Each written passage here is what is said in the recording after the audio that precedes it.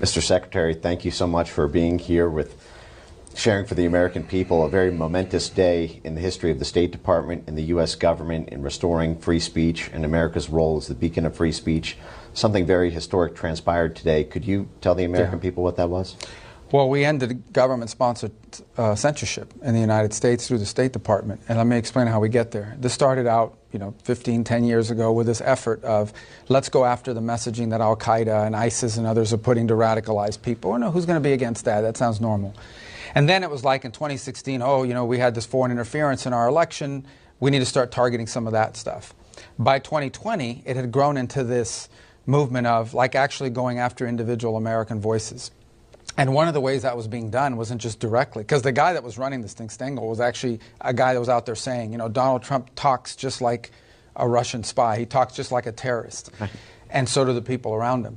But they were also taking money from this program and using it to fund these NGOs, these third-party groups who were supposed to be impartial.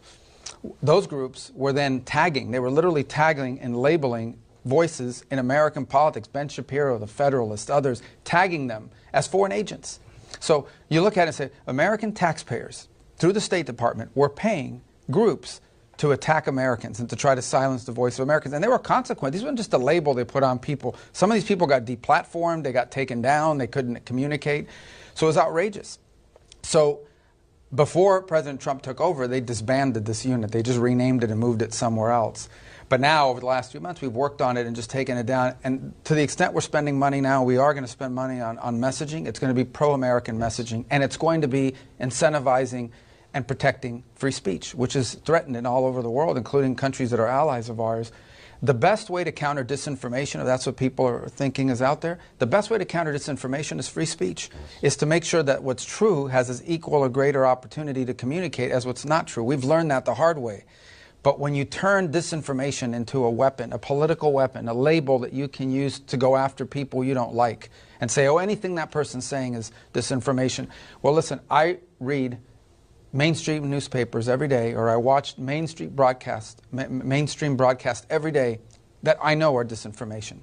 Okay, we have an issue right now. They keep calling it Maryland man deported to El Salvador. No, not Maryland man, El Salvador citizen deported to El Salvador. That's disinformation. Every day, a U.S. senator yesterday said that this guy was a kidnapped American citizen. And they published it in the article without any fact check. He's not an American citizen. So the important thing is that we have free speech so we can counter that. So we can say this is not true. That's the way you handle that. And, but we have instances now in Western countries where people are being arrested. You've seen this. I'm sure you know what I'm talking about. Absolutely. People are out there, they put a post and the cop comes knocking on their door. You're going to go to jail for 60 days for posting something online. Right. This is crazy stuff that's happening. The Vice President addressed this in his speech at the Munich conference back in February. Yes. So we got a lot of work to do, but the most important thing is we're going to make sure that as we communicate to the world, it's going to be pro-American.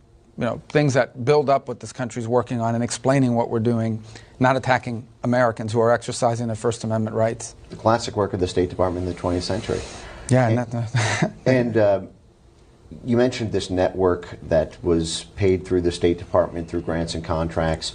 And my understanding is that network also targeted the Undersecretary for Public Diplomacy, Darren Beattie, who I believe played an important role in this restructuring as well. And credit to you and to the Undersecretary.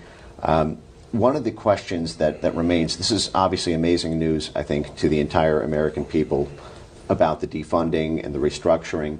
There are lingering questions about what was done during that period, where we now have so many people wondering, was I censored because of something the State Department did? Was my news organization bankrupted? Were advertisers contacted about it? And there are aggrieved parties. There's an important historical record that needs to be unearthed. There are active lawsuits. There are many reasons for a public disclosure effort on top of this development today. Are there any efforts underway to be able to have a kind of GEC files as there were the Twitter files? Yeah, so I think what we have to do now, and Darren will be big involved in that as well, is sort of document what happened. Because one thing is to say it in a broadcast like this, another thing is to actually put it on paper. And there's two reasons to do it. The first is because I think people who were harmed deserve to know that.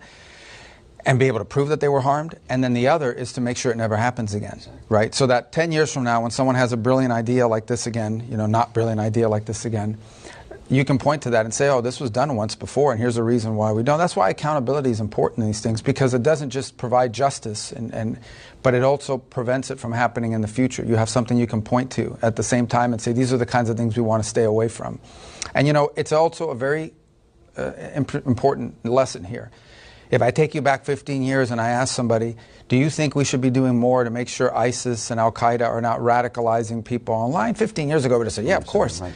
But look what that turned into. Right. And I'm not saying obviously we don't want ISIS radicalizing everybody, but you have to understand that sometimes some idea that starts out as innocuous or maybe even good intention, whatever, can metastasize, becomes a weapon that can be turned into something else by someone else.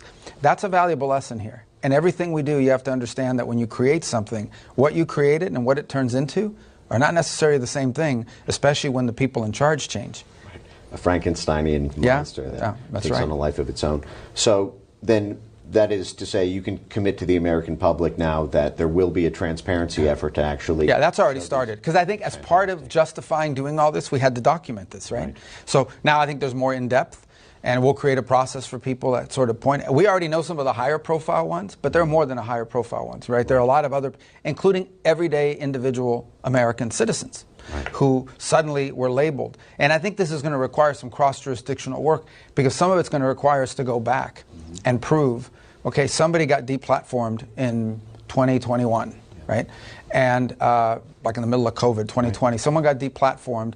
And tracking, we can prove that. People can show, hey, I got deplatformed by the old Facebook or by the old Twitter or whatever. But then linking that to why were they deplatformed? Who told them to deplatform? And if we could somehow, with internal review, create a linkage between some information that came from something the State Department paid for and an actual aggrieved party, that's what's important. Because I think that one thing is to point to the high-profile cases, which we're aware of. But I think when people see that there were actually just individual, everyday Americans that were deplatformed, and for whatever, silenced because somebody associated with this program identified them, I think that's what's really going to be eye-opening to a lot of people. But we didn't want to wait for that to take action. We know enough to already act. Right. But we obviously want to know the depth and the scope of this. That's going to happen. Yeah, right. It's already happening. This is a program that has been shrouded in secrecy. Journalists like Matt Taibbi have tried to FOIA for many of these grants and contracts and have encountered the stonewall. So this is, I think, amazing news. Yep. I know that you're a very busy man and appreciate all the time here. So the final question is on the international stage. As you are repositioning the State Department to have the U.S. once again be the global beacon for free speech and liberty, we face threats around the world from censorship laws coming out of the European Union, coming out of Brazil, coming out of really a network of countries that have taken the legitimacy of things like the Global Engagement Center and said, oh, it's okay in the Western world to have media literacy programs, information integrity, malinformation programs. And many of those Global Engagement Center ecosystem partners have been involved in the shaping of those foreign laws. Many have been funded by the State Department and USAID, being signatories on the EU Code of Disinformation, implementing the EU Digital Services Act, which was threatened to be turned against Americans when Elon Musk famously had that X-Space with Donald Trump during the election season. So my question to you is there any insights that you can provide to the American people about how the State Department is going to go about once again restoring free speech in a world where we are facing foreign threats from the European Union and Brazil and other places to Americans' ability to talk to so the first thing, obviously, is our number one priority is Americans. So we don't want to see an American who happens to be living in London or happens to be living in Europe post something online about American politics or any politics, and all of a sudden they're facing ramifications over there, or they're denied entry, and something happens, we're denying them into our country, or we're going to arrest them because they posted something while living overseas. So our number one interest is the impact it has on Americans. The broader point, which is the one I think the Vice President made very clear in Munich at the security conference, and people freaked out about what he said, but it's true. What is it that links us with Western Europe? What is it that links us with these? It's our shared values. And one of those shared values, we hope, is freedom of expression. I know they don't have a First Amendment, but freedom of expression, right? And if that is eroded, if suddenly these become places where people are targeted and because of what they said or what their opinion is, then one of the pillars of our shared interest, beyond military cooperation and everything else, is under attack. And I think he made a very vibrant point that in some ways you are attacking, by attacking freedom of expression, you are attacking one of the pillars of our shared interest, our shared culture, our shared values. And so I think we raised that. We've raised that. I mean, I can tell you we were at an Oval Office meeting with the Prime Minister of the United Kingdom, and this issue came up. So this has been raised. It becomes part of our diplomatic situation that we raise when we interact with foreign interlocutors. I think what's troubling is we understand, like, that's always going to be an issue when you, certain countries around the world, but when you're dealing with Western European allies, and that's who you're talking to about this stuff, it really tells you how far it's gone and how big a problem it is. So that's a new thing for us to have to raise in those capitals, but we do it, and we do it everywhere. And I personally witnessed the President and the Vice President raise it with multiple foreign leaders. And I think you're going to continue to see an emphasis on that in our diplomacy and what we talk about. That's fantastic. And I think the actions today will send a message to those foreign bodies that what was done for a very brief period here, really in the scope of our history, is not a legitimate way to pursue international laws. And just on the EU Digital Services Act, I'd feel remiss if I didn't mention that the EU commissioning body there threatened Elon Musk, a non-EU citizen, talking to Donald Trump, a non-EU citizen during the campaign in October, and threatened them specifically not to talk about the unrest, the street protests in the UK at the time. The UK is no longer a member of the EU, so the EU was threatening, and today we're hearing they're threatening $1 billion in fines against X for non-compliance with disinformation. And we've seen the head of their commission target non-EU citizens talking to non-EU citizens about non-EU territories.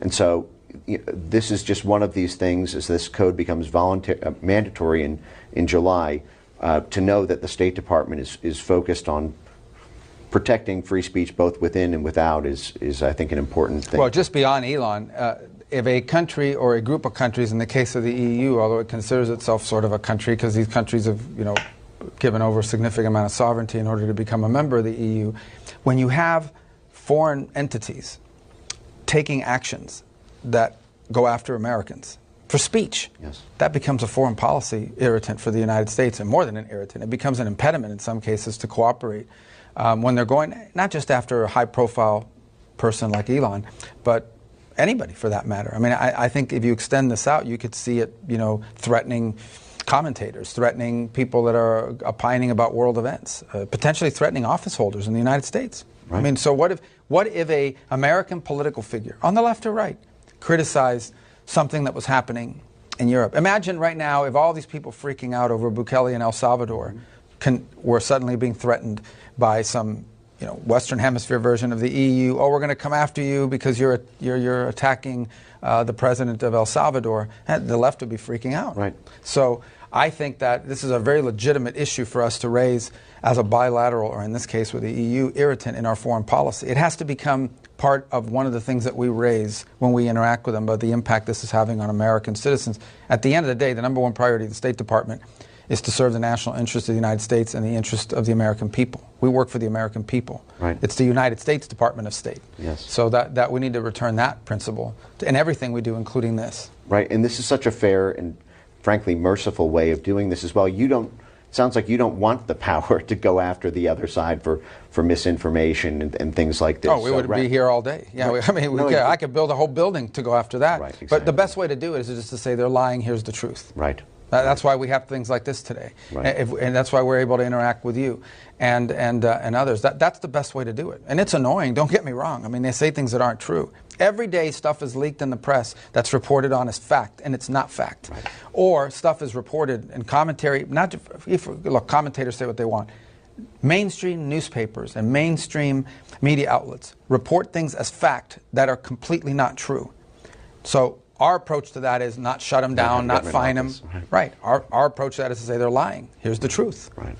It's harder. It's annoying, but that's the best way to do it. If you don't do it that way, then you recognize that someday in the future, if you create this power to shut that down, someone in my position will do it to us. Right. And I just think that begins to devolve very rapidly, as we've seen with this experiment that they did. You're putting the censorship gun down, and the American people are incredibly grateful for it. So thank you so much. It was for the right making thing to do. today. Thank you. And thanks for your attention to this topic. I know you've been on this a long time. Thank you, Mr. Secretary.